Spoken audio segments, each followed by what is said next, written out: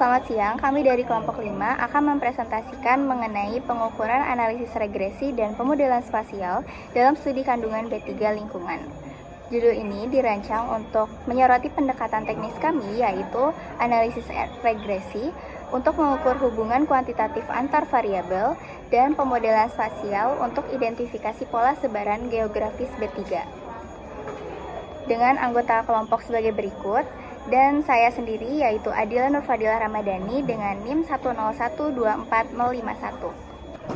Berikut mengenai desain penelitian uji analisis regresi, kami menentukan judul penelitian sebagai berikut, yaitu analisis kandungan B3 dalam sampah Kota Bandung dan dampaknya dengan pemodelan regresi. Hipotesis awal yang kami tentukan dari penelitian ini yaitu kandungan bahan berbahaya dan beracun atau B3 dalam komposisi sampah Kota Bandung berpengaruh secara signifikan terhadap dampak negatif pada lingkungan dan kesehatan masyarakat. Adapun rumusan masalahnya, di sini kami mengkaji 5 masalah utama, yaitu yang pertama, komposisi jenis sampah yang dihasilkan di Kota Bandung. Kemudian yang kedua, mengenai jenis bahan berbahaya dan beracun atau B3 yang terkandung dalam beberapa jenis sampah. Kemudian hubungan jarak dari sumber limbah terhadap konsentrasi logam kromium atau Cr. Dan keempat, pencemaran limbah B3 pada sungai atau pertanian. Dan yang terakhir adalah capaian penanganan sampah di Kota Bandung. Adapun metodologi penelitian yang kami gunakan, dari pengumpulan datanya sendiri terdapat dua, yaitu mengenai data sekunder dan studi literatur. Untuk data sekunder, analisis data yang kami gunakan adalah digunakan untuk dataset yang pertama, yaitu komposisi sampah yang bersumber dari Open Data Kota Bandung. Kemudian untuk dataset kedua, capaian penanganan di 5 tahun terakhir, yaitu tahun 2018 sampai 2023 yang bersumber dari laporan TPA atau TPST. Kemudian yang ketiga, untuk studi literatur sendiri yakni mengenai pencemaran limbah B3 bersumber dari jurnal yang berjudul Pengelolaan dan Karakterisasi Limbah B3 di PAIR berdasarkan potensi bahaya, dan sama halnya mengenai dataset keempat yaitu kandungan B3 pada kromium, dan yang terakhir hubungan jarak sumber limbah terhadap logam kromium itu bersumber dari jurnal juga studi literatur mengenai paparan limbah cair industri mengandung logam berat pada lahan sawah.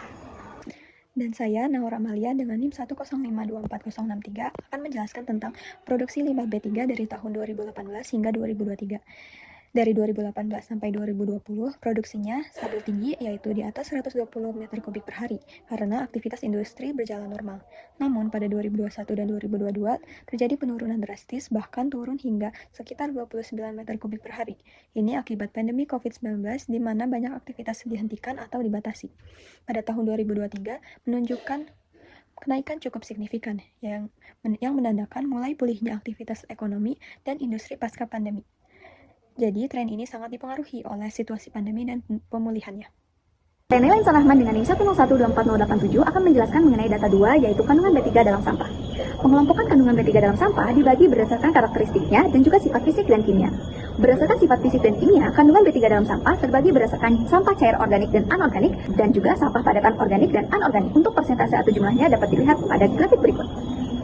Berdasarkan karakteristiknya, kandungan B3 dalam sampah dapat dibagi menjadi sampah cair organik yang mudah terbakar dan korosif, sampah cair anorganik yang mudah terbakar, berbahaya dan iritan, dan yang terakhir adalah padatan. Untuk persentase atau jumlahnya dapat dilihat pada grafik berikut. Bahan beracun dan berbahaya dalam sampah biasanya dihasilkan dari sebab yang berbeda-beda. Contohnya, cair organik biasanya dihasilkan dari proses pekerjaan, yaitu pestisida. Dan dalam padat organik maupun anorganik biasanya dihasilkan dari bahan kimia yang sudah kadaluarsa. Melihat dari grafik kandungan B3 berdasarkan karakteristiknya, sampah cair organik paling mendominasi. Maka saya akan menunjukkan hubungan salah satu kandungan dari limbah B3 yaitu logam berat yang mengandung kromium dengan jarak dari sumber limbah. Pengaruh jarak terhadap konsentrasi logam berat pada kromium menunjukkan bahwa konsentrasi tertinggi ditemukan di titik terdekat sungai.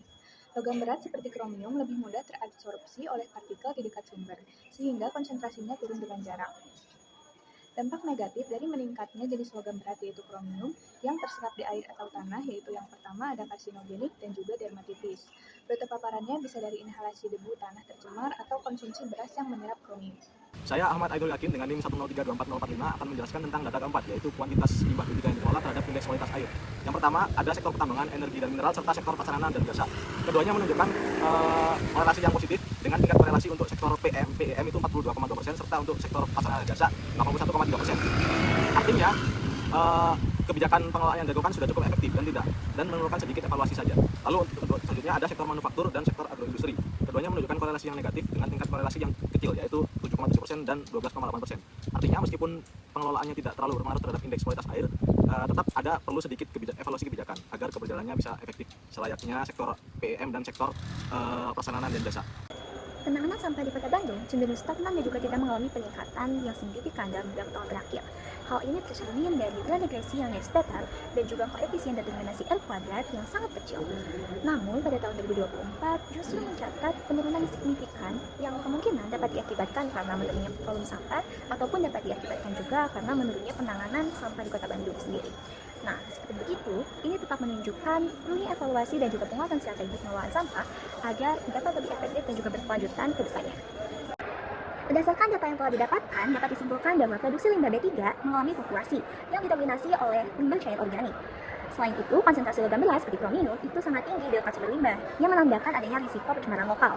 Pengelolaan limbah yang baik dapat mendukung kualitas air, dan dapat disimpulkan juga bahwa penanganan sampah di Kota Bandung masih cenderung stagnan dan masih perlu evaluasi lebih lanjut.